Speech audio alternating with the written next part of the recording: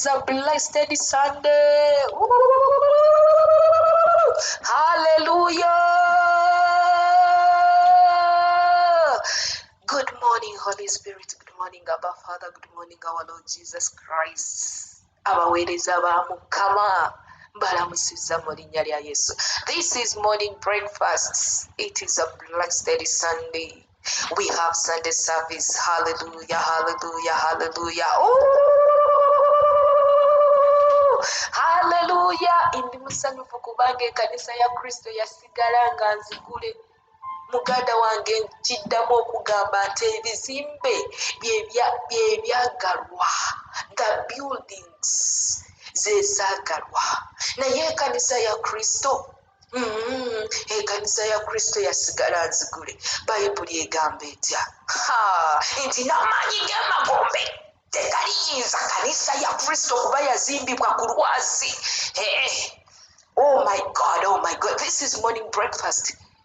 Gunda aliyeyagamba, oh, I don't know when are they opening the churches. Oh my God, the church. Magalawe kanisa. Hey, you don't know what the church is. I am the church. You are the church. Oh, you're still open. Oh, somebody that you with the Holy Spirit, you hold a service. You praise, you worship, you give testimony. You give thanksgiving, you give the tithe, the offering, then you go into the word. Amina. Hallelujah. Then you pray. Mukama waffe yeebazibwa God. The church is open. Banange kanisa yasigala nzigule. This is morning breakfast. Tuli mu Luuka essuula esooka olunyiriri lwa 3:7. Tuli mu Luuka essuula esooka olunyiriri lwa 3:5. Munsonyiwe. Luke chapter 1 verse 35. Luke 3:5. Wulira. And the angel answered and said to her, nsaba era nkusabira eno wiiki etandika wabeerewo ansa nga eva wa malayika nga malayika akuleetedde ansa. Oh, this is morning breakfast. Ndagula mu linnya lya Yesu mu bulamu bwo eno wiiki gye tutandise olwaleero lwa Sunday, malayika wa Mukama ake ngaze n'amawulire amalungi ng'akuleetedde ansa kwekyo ky'obadde osabira. Anseja. Yimuse emikono gambe Mukama weebale kubanga anseja. Wulira. And the angel answered and said to her, hey, malayika wange nkukoowoola olwaleero eno wiiki essaawa zino okkana amawulire amalungi. Amina. Tuli mu Luuka 1:35. Ne malayika n'amuddamu n'amugamba nti Omwoyo Omutukuvu. Kasooke maleyo oluzungu.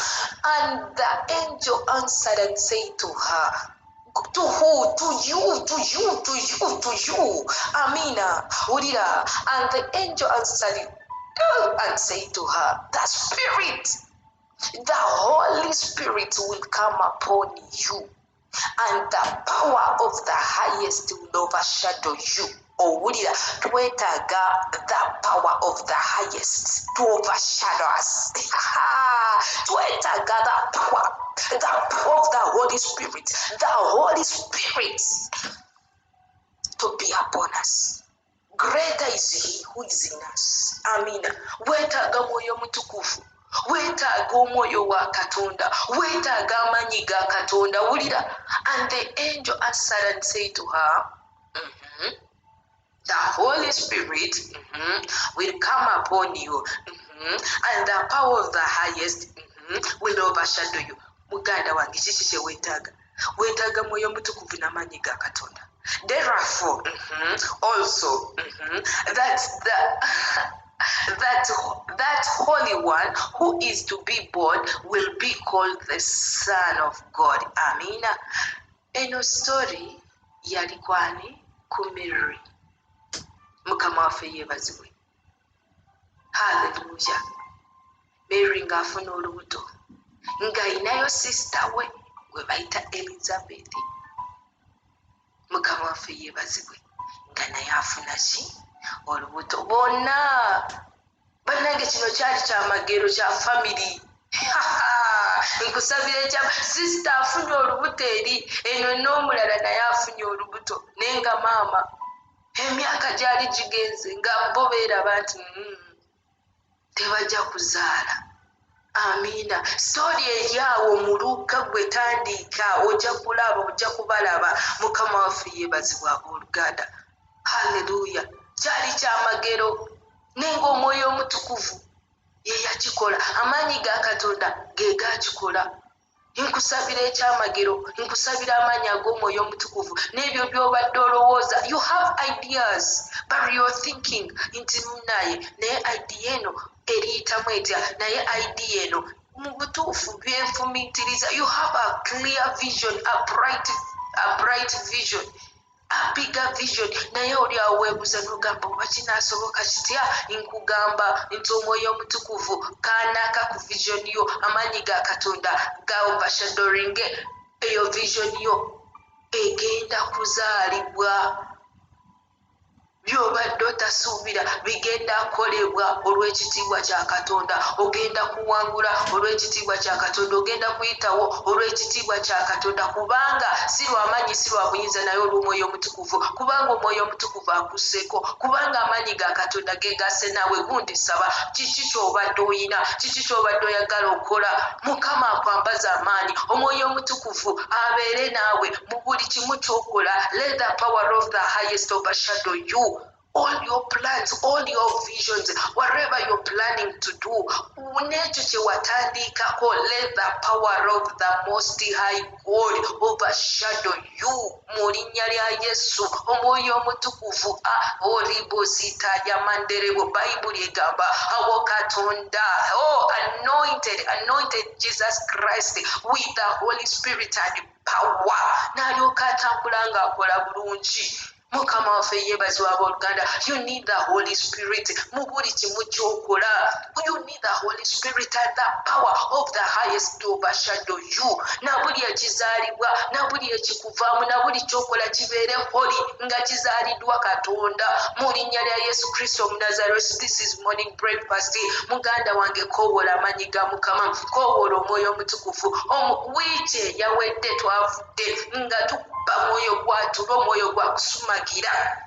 Eno wiiki tugiyingiddemu mu maanyi. Eno wiiki y'amaanyi. Koowoola amaanyi ga Mukama, koowoola Omwoyo Omutukuvu. Omugambe Mukama zuno ndi mu maaso go Katonda wange. Neetaaga amaanyi go Kabaka wa bakabaka. Neetaaga amaanyi go, neetaaga Omwoyo Omutukuvu mu linnya lya Yesu Kristo Omunnazaaleesi, Omwana wa Katonda omulamu, Kabaka wa bakabaka. Nsaba ne baganda bange ababadde banafiye mu kusaba, ababadde banafiye mu kuweereza, ababadde baweddemu amaanyi mu kuweereza. Katonda wange nga tebayimiridde, Kabaka wa bakabaka, leka amaanyi go gabawanirire, leka amaanyi go gabajjeyo eyo yonna gye bali ssebo mu bunafu. Kabaka wa bakabaka, bavaayo awali amaanyi go, bavaayo awali amaanyi go Mukama, olw'ekitiibwa kyo Jehova, mu linnya lya Yesu Kristo Omunnazaaleesi, Omwana wa Katonda omulamu. Labanga Omwoyo Omutukuvu abakozesa ebikulu, abakozesa ebinene mu linnya lya Yesu Kristo Omunnazaaleesi, olw'ekitiibwa kya Katonda.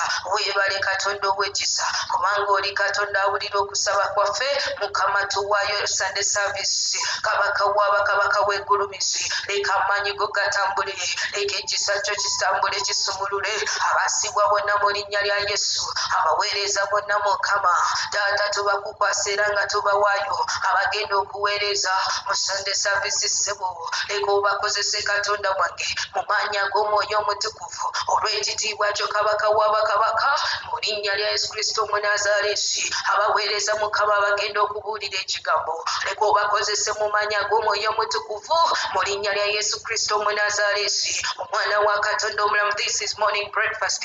Muganda wange saba nga weegayirira Katonda ku lwa Sunday service olunaku olwaleero.